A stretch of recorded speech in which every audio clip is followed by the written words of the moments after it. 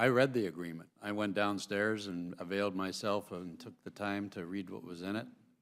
I've gone to Israel to visit with people in that country to hear their concerns, their questions, things that I felt that I needed to understand.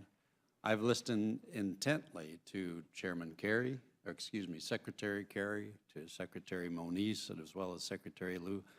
I went into this process with as open a mind as possible because this is an important decision. It's not a Republican versus a Democrat decision. If it's a good deal, it's a good deal. If it's not, it's not. And it shouldn't be just because you have a particular letter behind your name, and I'm afraid it's turning into that. And it's very, very unfortunate. But I have, after all this process, and very much enjoyed the conversation today. This has been very helpful. Some of the new things have come out to me, and so that's been helpful to help solidify my decision. I still have some grave concerns, and I wanted to ask you, Chairman Royce, if you could help me get through some of these things. You know, we've had, I think, a fairly long history, bipartisan history of opposing a nuclear Iran. The world has also been working hard to make sure that doesn't happen. And it seems to me that even if Iran followed this agreement to a T, that within a very short time, within a decade, they would be on a path to having a nuclear weapon, clearly with the blessing of the international community and the United States. And it just seems to me that this goes against what we've been working for so many years to achieve, goes against the stability of the region, certainly of the world. Can you comment on that? Is that a correct assessment, Chairman? I think that assessment is correct, Mr. Newhouse. I think that in 10 plus years, between 10 and 15 years, they're going to be on the threshold of having that capability, and that is if they do not cheat. Yeah. If they cheat, it will be sooner. But it is the other consequences of this agreement which are so concerning, because in releasing $100 billion or so into the hands of the government in Iran, which actually controls the contracts, controls the Iranian economy, controls the companies in Iran which will be doing business with companies around the world, you give them the wherewithal to do something that up until now they have not been able to do. It is the largest terrorist supporting network that we're dealing with on the planet.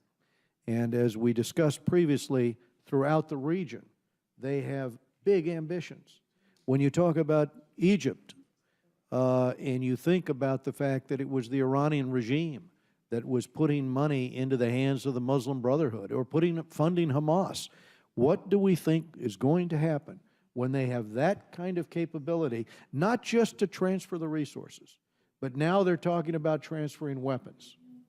And I think it is going to be a huge challenge when you have the Quds Force and you have individuals like General Soleimani out there in the region now with limitless resources virtually, because what we're talking about is just the down payment with $100 billion.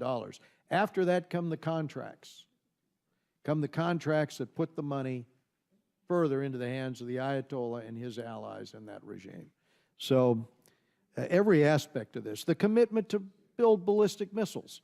When you have someone on the ropes, why give them the wherewithal to fund their ballistic missile program when you have the Ayatollah on record saying it's every military man's responsibility to help mass produce ICBMs? What do we think he means by that? And unfortunately, I'll just conclude with this. For me, I believe he means this. When he says death to America, death to Israel, I take him seriously.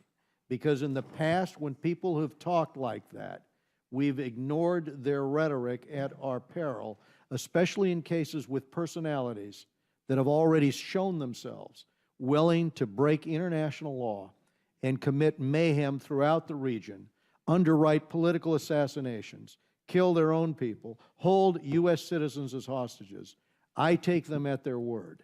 And therefore, I think it would behoove us to defeat this deal and push for one that gives the Iranian regime, gives the international community a choice. You either do business with the United States or you do business with Iran, but you don't do both.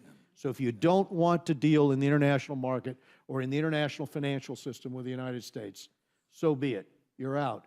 And as I said, Stuart Levy over at Treasury indicated to me, when he was there, that this ultimately is the way to force the real compromises that you need in their nuclear program.